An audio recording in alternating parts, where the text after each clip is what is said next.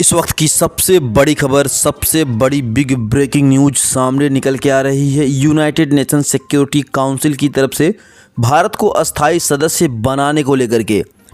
इस खबर के बाद एक बार फिर से चाइना समेत पाकिस्तान के साथ ही साथ 13 देशों में हलचल मच गई है। दोस्तों, आखिरकार भारत को वीटो पावर मिलने का इंतज़ार ख़त्म ही हो गया, क्योंकि जो चीन भारत को वीटो पावर मिलने और यूनाइटेड नेशन का परमानेंट मेंबर बनने से रोकने की कोशिश कर रहा था, उसी चीन के ऊपर रूस और अमेरिका सीधा टूट चुके हैं और यूनाइटेड नेशन भारत को यूएन का अस्थायी सदस्य बनाने पर एकदम से मजबूर हो गया है। आपको बता दें, हाल ही में भारत के विदेश मंत्री एस जयशंकर ने अपनी कूटनीति से यूनाइटेड नेशन को इतनी तगड़ी फटकार लगाई कि उनके पास भारत को परमानेंट सीट देने के अलावा कोई भी ऑप्शन ही नहीं बचा। पूरी अपडेट क्या है इस वीडियो में समझते हैं, लेकिन आगे बढ़ने से पहले इस वीडियो को एक लाइक करके चैनल को ज़रूर सब्सक्राइब कर लीजिए, क्योंकि यह आपके लिए महज 1 सेकंड का काम है, लेकिन इससे हमारी काफ़ी बड़ी मदद होती है। साथ ही साथ अगर आप भी इंटरनेशनल खबरों में रुचि रखते हैं और सरकारी योजनाओं से जुड़ी हर पल की अपडेट चाहते हैं, तो फटाफट कमेंट में अपने राज्य और जिला का नाम भी कमेंट कर दे, ताकि आपके राज्य से जुड़ी कोई भी सरकारी योजना है सबसे पहले आपको हमारे चैनल के माध्यम से मिल जाए। दरअसल दोस्तों, कुछ दिन पहले शुरुआत में तो भारत को यूनाइटेड नेशन का परमानेंट मेंबर बनाने और भारत को वीटो पावर देने पर अमेरिका ने अपना सपोर्ट दिखाना शुरू किया। हालांकि जब बीच में चीन कूद पड़ा और चीन ने भारत के लिए इस बिल को पास करने की रोक लगानी शुरू कर दी, तो भारत के वीटो पावर मिलने और यूनाइटेड नेशन का परमानेंट मेंबर बनने का इंटरेस्ट धीरे धीरे ख़त्म होता जा रहा था। लेकिन इसी बीच एक ऐसी रिपोर्ट सामने निकल कर आई जिसने भारत को वीटो पावर मिलने और यूनाइटेड नेशन का परमानेंट मेंबर बनने पर एक नया मोर्चा खड़ा कर दिया है। दरअसल आज से एक दिन पहले ऑस्ट्रेलिया की ग्लोबल पावर शोधकर्ता लॉबी इंस्टीट्यूट ने जब एशिया पावर इंडेक्स को पब्लिक किया, तो उसमें जो रिपोर्ट निकल के आई उसे देखकर सभी की आंखें हैरानी से फट गई, क्योंकि रिपोर्ट में साफ साफ देखने को मिला कि जो भारत मिलिट्री पावर के मामले में जापान और रूस से पीछे हुआ करता था, वही भारत इतिहास के सभी रिकॉर्ड को तोड़ते हुए और साथ ही साथ रूस और जापान जैसे सुपर देश को ओवरटेक करते हुए तीसरी पोजीशन पर अपनी जगह बना ली है। जिसमें अमेरिका और चीन को छोड़ दिया जाए तो इसके बाद भारत तीसरा सबसे बड़ा पावरफुल देश बन चुका है।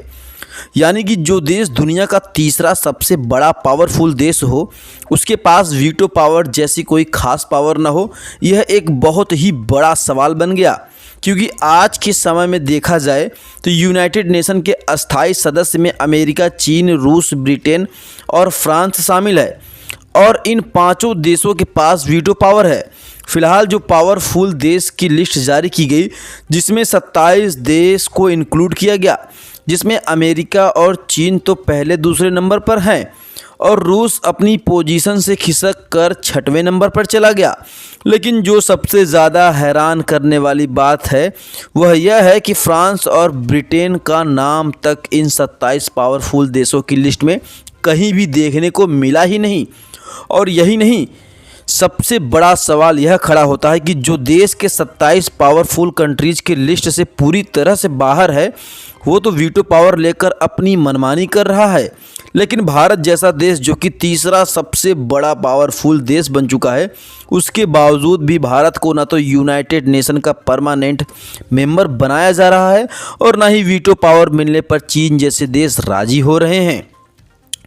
यानी कि देखा जाए तो यहाँ पर भारत को यूनाइटेड नेशन का 6वां परमानेंट मेंबर बनाने के बजाय फ्रांस और ब्रिटेन को बाहर करके भारत को अस्थायी सदस्य बनाना चाहिए। इस पर आपका क्या कहना है, कमेंट जरूर करिए। और यदि भारत के साथ यदि ऐसा नहीं किया जाता तो आगे चलकर भारत खुद अमेरिका और चीन जैसे सुपर पावर देश के लिए ही भारी पड़ेगा। हालांकि भारी पड़ेगा यह तो दूर की बात है, ऐसा होना भी शुरू हो चुका है, क्योंकि चीन जैसा देश जो कि खुद यूएन का परमानेंट मेंबर है, वह अपनी वीटो पावर का इस्तेमाल करके भारत को यूनाइटेड नेशन का परमानेंट मेंबर बनने से रोके, इसे भारत बिल्कुल सहन नहीं कर सकता। इसलिए हाल ही में भारत के विदेश मंत्री एस जयशंकर ने यूनाइटेड नेशन को तगड़ी फटकार लगाते हुए इस बात का दावा कर दिया है कि यूनाइटेड नेशन को बंदी की तरह रखा गया है और भारत जैसे ग्लोबल साउथ देश को, जो कि विकास करते हुए तीसरा सबसे बड़ा पावरफुल कंट्री हो गया है, फिर भी उस भारत को नज़रअंदाज किया जा रहा है। और यहाँ तक कि जयशंकर ने यूनाइटेड नेशन के पुराने कानून को बदलने की भी बात सामने रख दिया है। और भारत के लिए ऐसा करना कोई बड़ी बात नहीं है, क्योंकि अब भारत दुनिया का तीसरा सबसे बड़ा पावरफुल देश बन चुका है। इसी बीच आपको ये भी बताते चले कि भारत को पावरफुल देश बनने में भारत की सरकारी और प्राइवेट दोनों सेक्टर की कंपनियों का बहुत ही ज़्यादा योगदान है। ऐसे में जब भी इस तरीके से ग्लोबल न्यूज़ आती है तो स्टॉक मार्केट में काफ़ी ज़्यादा उतार चढ़ाव देखने जाते हैं। पर दोस्तों, भारत दुनिया का तीसरा सबसे पावरफुल देश बन चुका है, लेकिन इसके बावजूद भी भारत को यूनाइटेड नेशन का अस्थायी सदस्य बनने से चीन लगातार रोकने की कोशिश कर रहा है। और जबकि फ्रांस और ब्रिटेन, जिसका पावरफुल कंट्री की लिस्ट में नाम तक भी नहीं है,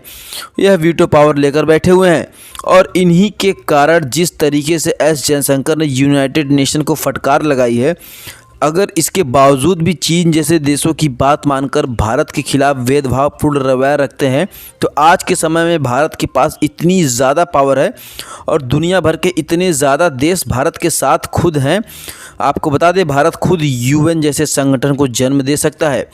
और अब भारत की ताकत को देखकर चीन को फटकार लगने के लिए रूस और फ्रांस और अमेरिका ने भी कमर कस लिया है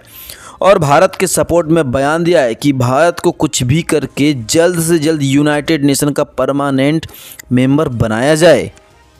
आपको बता दें, चीन जैसा दोमुहा साफ यह कभी नहीं चाहेगा कि वह भारत से यूनाइटेड नेशन का सदस्य बने,